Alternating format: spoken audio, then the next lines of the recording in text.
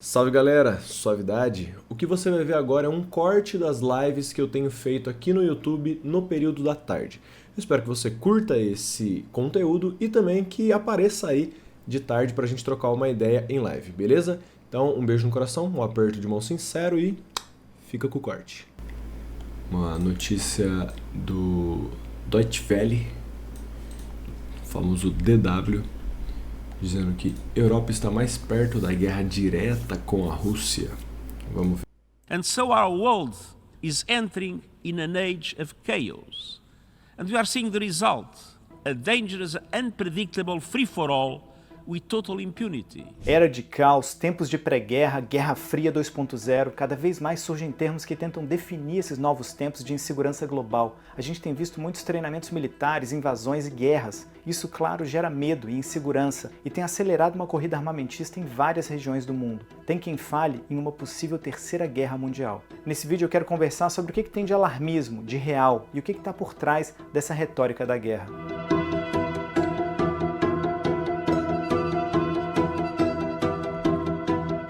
Vocês se lembram que há um ano se falava muito numa possível derrota? Não é por nada não, uma edição do Deutsche Welle é muito boa, né? Caramba, cara. Em 45 segundos de vídeo, os caras já conseguem prender a atenção da galera. O cenário é bonito, as imagens são bonitas, os layouts que entra tudo bonito. Bravíssimo.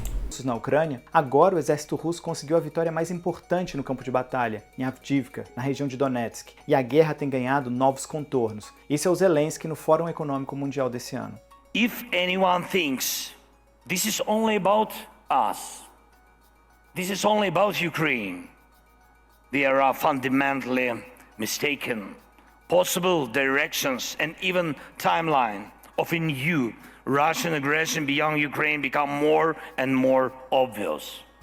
Aqui na Alemanha, no início do ano, vazou um documento confidencial do exército alemão que traçava um cenário de um possível ataque russo contra membros da OTAN. O material foi publicado por um tabloide alemão e detalha os passos de uma invasão russa no chamado Corredor de Suwałki, que fica entre a Lituânia e a Polônia. É preciso lembrar aqui que é comum órgãos de defesa prepararem documentos com todos os tipos de cenários, dos mais otimistas aos mais catastróficos, para preparar as forças armadas do país. Mas cada vez mais é possível ouvir frases que dão a entender que nós estaríamos na iminência de uma invasão russa.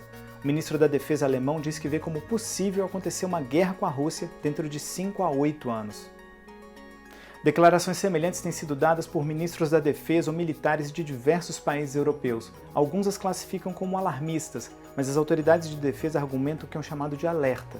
A maior parte do continente europeu se acostumou com tempos de paz e conhece os horrores da guerra dos livros de história, principalmente as gerações mais jovens. E junto com essa retórica da guerra vem medidas bem concretas. Muitos países que tinham abolido o alistamento militar obrigatório agora estão pensando em reinstituí-lo como uma forma de aumentar o exército e a prontidão das forças. E vocês devem ter notado que a dimensão dos exercícios militares feitos pela OTAN aumentou. O mais recente mobilizou 90 mil tropas em toda a Europa. Foi o maior deles desde a Guerra Fria. Envolveu todos os membros, mais a Suécia, que está prestes a entrar na aliança. Esse tipo de movimentação é também uma mensagem para os russos, de que o Ocidente estaria pronto. Mas essa mostra de força teve seus contratempos. No meio da operação, um porta-aviões britânico, por conta de problemas mecânicos, não conseguiu nem zarpar. Essa ideia de que a Rússia pode avançar para além da Ucrânia e começar a pegar a Europa ali, não é absurda não, cara. O Putin ele tem uma característica bastante imperialista. Tem alguns analistas que apontam que ele tem uma cultura de czarista, sabe? Antes da União Soviética existia um império russo, pautado num rei, que era chamado de czar, e tinha uma política expansionista. Inclusive vai influenciar ali na Primeira Guerra Mundial. O Putin ele é essa figura que também tem uma característica czarista, de expansão. Aí. Eu não duvido não que ele tenha a pretensão de ir para além da Ucrânia, aí, querendo fazer a Rússia expandir seus territórios. E de fato, a Europa faz quanto tempo que não faz uma guerra, né, de grandes proporções? Desde a Segunda Guerra Mundial, pelo menos. E é isso, não tem investido em tecnologia, não tem investido em armamento, né? Pelo menos não como prioridade. E está investindo agora, então é um sinal de estar tá vendo essas peças do jogo se formando. Geralmente, quando o sistema econômico vai entrando em crise, guerras vão começando a ficar cada vez mais presentes, porque os recursos vão ficando escassos, né? Então, não é um absurdo achar que vai rolar uma guerra maior do que essa da Ucrânia ao longo dos tempos, não. Especialistas dizem que muitos exércitos do Ocidente durante anos não tiveram o investimento necessário e que é preciso se preparar de maneira mais séria. Dentro da OTAN tem aquela discussão de gastar pelo menos 2% do PIB com defesa. Atualmente só 11 dos 31 membros alcançam esse patamar, mas desde a invasão russa na Ucrânia, os gastos militares na região explodiram. Em 2022, a alta na União Europeia foi de 6%. No leste europeu, subiu 58%. A expectativa é que em 2024, 20 países da OTAN vão chegar nos 2% de gastos militares. Mas a Rússia, por outro lado, deve aumentar em 30% os gastos militares em 2024 e deve chegar a 7,1% do PIB voltado para a defesa. Os especialistas alertam que a Rússia está militarizando a economia deles. Isso é um fator-chave que leva os generais europeus a dizerem que os planos expansionistas russos não pretendem parar na Ucrânia. Por isso, na Europa, cada vez mais ganha espaço a ideia de que a guerra da Ucrânia, assim como Zelensky falou, não é só sobre a Ucrânia, mas é sobre todo o continente europeu. Faz sentido. Se a Rússia está investindo uma grana em armamento, possivelmente não vai parar com a Ucrânia. Pode ser, mas também é uma política comum nos Estados Unidos, né? Investir uma nota, se não me engano, a maior parte do orçamento dos Estados Unidos vai para a indústria bélica. É uma política imperialista, né? É uma política de quem quer se manter ali no topo, no poder. Os Estados Unidos faz guerra para tudo que é lado. Eu acho que a Rússia vai, talvez, também começar a adotar essa postura. Do outro lado do Atlântico vem outra fonte de insegurança, as eleições americanas. Vocês devem ter visto a declaração do Donald Trump, que tem liderado as pesquisas de intenção de voto. One of the presidents of a big country stood up and said, "Well, sir, if we don't pay and we're attacked by Russia, will you protect us?" I said, "You didn't pay? You're delinquent?" He said, "Yes, let's say that happened. No, I would not protect you. In fact, I would encourage them to do whatever the hell they want. You gotta pay. You gotta pay your bills." A OTAN funciona com base no princípio de que se...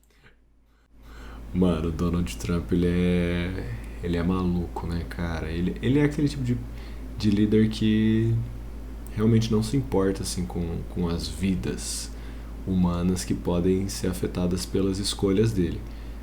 É só se essas vidas humanas de alguma forma acabar atrapalhando a manutenção do poder dele, que foi o que aconteceu na pandemia de Covid. Mas para ele fazer guerras assim, à torta direita, não que isso seja uma novidade nos Estados Unidos, né?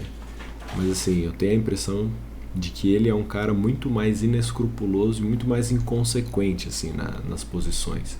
E é o cara de extrema direita, né?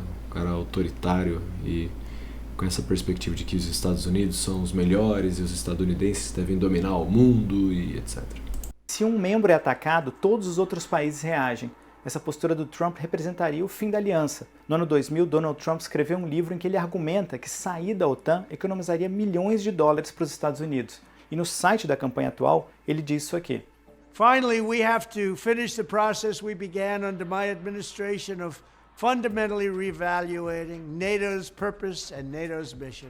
O risco de uma OTAN sem os Estados Unidos é real. Os Estados Unidos têm o maior orçamento militar do mundo, com 877 bilhões de dólares, ou 3,5% do PIB deles. Isso representa cerca de 40% de todo o orçamento gasto com defesa no mundo. O general Mark Milley disse no ano passado no Congresso americano que um alto nível de prontidão e de modernização das Forças Armadas dos Estados Unidos impediria futuras agressões. Nas palavras dele, a preparação para a guerra vai impedir essa guerra. Ele se aposentou no fim do ano, mas a estratégia continua. É uma estratégia semelhante à corrida armamentista que a gente viu durante a Guerra Fria, e não é à toa que muitas pessoas chamam esses novos tempos de uma Guerra Fria 2.0. No caso dos Estados Unidos, o maior rival nem seria a Rússia, mas sim a China. Vocês viram essas animações? Elas foram publicadas pela TV estatal chinesa e mostram como que seria uma invasão a Taiwan com ataques a alvos estratégicos. A China tem feito exercícios constantes de ataque à ilha, que eles consideram uma província rebelde. Isso, de acordo com os especialistas, poderia começar uma guerra entre China e Estados Unidos. Mesmo diante dos problemas econômicos, os chineses anunciaram um aumento de 7,2% no orçamento militar desse ano. Os gastos totais com defesa no mundo estão em torno de 2,2 trilhões de dólares e com uma tendência de... Cara, é muito dinheiro investido em potencial de morte, né? É muito bizarro isso, cara. É muito bizarro. A gente vê qual que é o caminho que a humanidade toma, né? Ah, somos bons e não sei o quê. Pode até ser, mas que a gente também gosta de causar destruição e tá disposto a isso é inegável, né, cara? 2,2 trilhões de dólares investido em armamento, cara.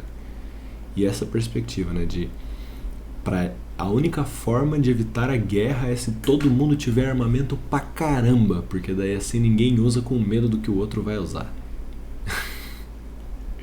Ai, humanidade.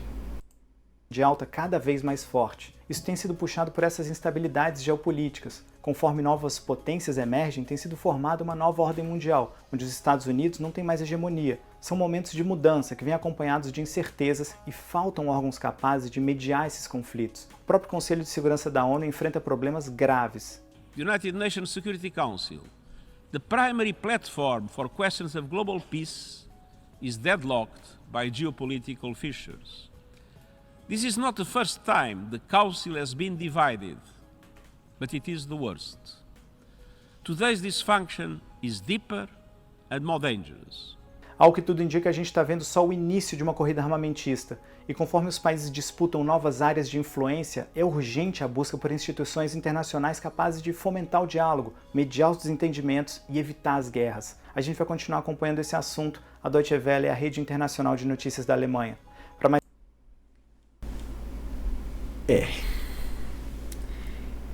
Eu continuo batendo naquele ponto. Enquanto a gente for sugando cada vez mais os recursos, cada vez mais guerras vão surgir por uma questão de necessidade, né? Enfim, interesse em territórios e recursos, que não é uma coisa, não é uma novidade, né? A ONU aí tentando, vamos tentar apaziguar, promover diálogos, mas sem poder nenhum, né? A famosa nota de repúdio. Fala, não tem nenhuma ação prática que possa de fato pressionar os países para adotarem outras medidas que não bélicas, e sem contar que as grandes forças da ONU estão interessadas em guerras, né? Seja para manter o seu poder, seja para expandir seu território, né? Aumentar o seu poder. Então a coisa está feia, meus amigos. Será que teremos em breve mais uma guerra aí? Uma terceira guerra mundial? Eu não sei. I don't know. You tell me.